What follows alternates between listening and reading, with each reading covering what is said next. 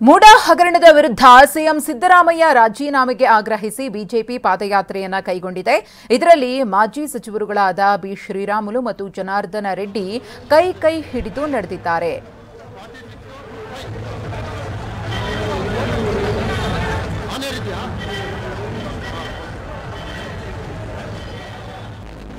ಇನ್ನು ನಮ್ಮ ಪ್ರತಿನಿಧಿ ಪ್ರಮೋದ್ ಅವರು ನಾಯಕರ ಜೊತೆ ಮಾತುಕತೆಯನ್ನು ನಡೆಸಿದ್ದಾರೆ, ನೋಡೋಣ.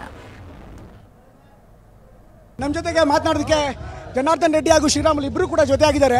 ಸರ್, ಇಬ್ಬರು ಈ ಥರ ಕೈ ಹಿಡ್ಕೊಂಡಿರುವಂಥ ದೃಶ್ಯ ನೋಡಿದ್ರೆ ಸುಮಾರು 12 ವರ್ಷ ಆಗಿತ್ತೇನೋ. ಈ ಪಾದಯಾತ್ರೆ ಅನ್ನೋದು ನಿಮ್ಮ ಲೈಫಲ್ಲಿ ಒಂದು ಸರ್ಕಲ್ ಆಗಿದೆಯಾ ಅಂತ?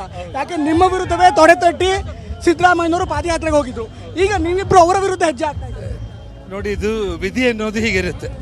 ದೈವ ಯಾವಾಗಲೂ ಕೂಡ ಕಾಲಚಕ್ರದಲ್ಲಿ ಅವರೇನು ಸುಳ್ಳು ಆರೋಪಗಳನ್ನು ಮಾಡಿ ಸಿದ್ದರಾಮಯ್ಯ ಅವರು ಬಳ್ಳಾರಿಗೆ ಪಾದಯಾತ್ರೆ ಬಂದಿದ್ರು, ಆ ಸುಳ್ಳು ಆರೋಪಗಳ ಒಂದು ವಿಚಾರದಲ್ಲಿ ನಮಗೆಲ್ಲ ಏನೆಲ್ಲ ಸಂಕಷ್ಟಗಳು ಬಂತು ಇಡೀ ರಾಜ್ಯ ನೋಡಿದೆ.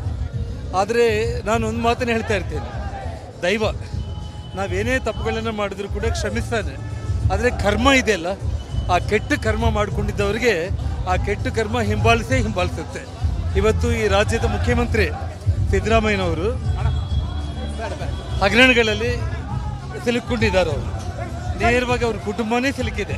ಸರ್, ನೀವು ಹೆಜ್ಜೆ ಆಗ್ತಾ ಇರುವಂಥ ಸಂದರ್ಭದಲ್ಲಿ ನಿಮಗೆ ಆ ದಿನಗಳು ನೆನಪಾಗ್ತಾ ಇದೆಯಾ?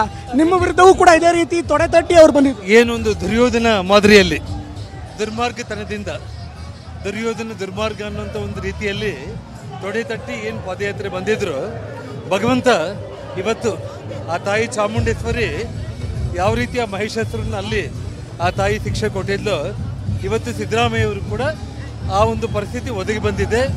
ಅವರು ರಾಜೀನಾಮೆ ಕೊಡಬೇಕು, ತನಿಖೆ ಎದುರಿಸಬೇಕು, ಇಲ್ಲವಾದಲ್ಲಿ ರಾಜ್ಯದಲ್ಲಿ ಒಂದು ಒಳ್ಳೆ ಖಳನಾಯಕರ ಪಟ್ಟಿ ಅವ್ರಿಗಾಗುತ್ತೆ. ಫೈನಲಿ ಸರ್, ರಾಜೀನಾಮೆ ಕೊಡೋ ಅವಶ್ಯಕತೆ ಇಲ್ಲ ಅಂತ ಕಾಂಗ್ರೆಸ್ನವ್ರು ಹೇಳ್ತಿದ್ದಾರೆ. ನಾವು ಲೀಗಲ್ ಆಗಿ ಫೈಟ್ ಮಾಡ್ತಾ ಇದ್ವಿ. ಅರವಿಂದ್ ಕೇಜ್ರಿವಾಲ್ ಅವರ ಉದಾಹರಣೆ ಇದೆ. ಬಿಜೆಪಿ ಸಿಬಿಐ ಮತ್ತೆ ಇಡಿನ ಬಳಸ್ಕೋತಾ ಇದೆ ಅಂತ ಆರೋಪ. ಸನ್ಮಾನ್ಯ ಯಡಿಯೂರಪ್ಪನವರು ಲೋಕಾಯುಕ್ತ ವರದಿ ಬಂದ ತಕ್ಷಣ ನಮ್ಮನ್ನು ಕರ್ಕೊಂಡು ಗವರ್ನರ್ ಮನೆಗೆ ಪಾದಯಾತ್ರೆ ಮಾಡೋದ್ರ ಮೂಲಕ ಯಡಿಯೂರಪ್ಪ ಅವರು ರಾಜೀನಾಮೆಯನ್ನು ಕೊಟ್ಟು ಒಂದು ಆ ಮುಖ್ಯಮಂತ್ರಿ ಸ್ಥಾನಕ್ಕೆ ಗೌರವ ತಂದುಕೊಟ್ರು. ಇವತ್ತು ಸಿದ್ದರಾಮಯ್ಯನವರು ಆ ಮುಖ್ಯಮಂತ್ರಿ ಸ್ಥಾನಕ್ಕೆ ಅಂಟುಕೊಂಡು ಅಧಿಕಾರದ ಆಸೆಗಾಗಿ ತಪ್ಪುಗಳು ಮಾಡಿಕೊಂಡು ಹಗರಣದಲ್ಲಿ ಸಿಲುಕೊಂಡು ಅಧಿಕಾರ ಬಿಟ್ಕೊಳ್ಳೋದಿಲ್ಲ ಅಂತ ಹೇಳ್ತಾ ಇದ್ದಾರಲ್ಲ, ಈ ಪಾದಯಾತ್ರೆ ಮೂಲಕ ಅವರು ಅಧಿಕಾರದಿಂದ ಖಂಡಿತವಾಗ್ಲೂ ಕೆಳಗಿಳಿತಾರೆ. ಶ್ರೀರಾಮುಲು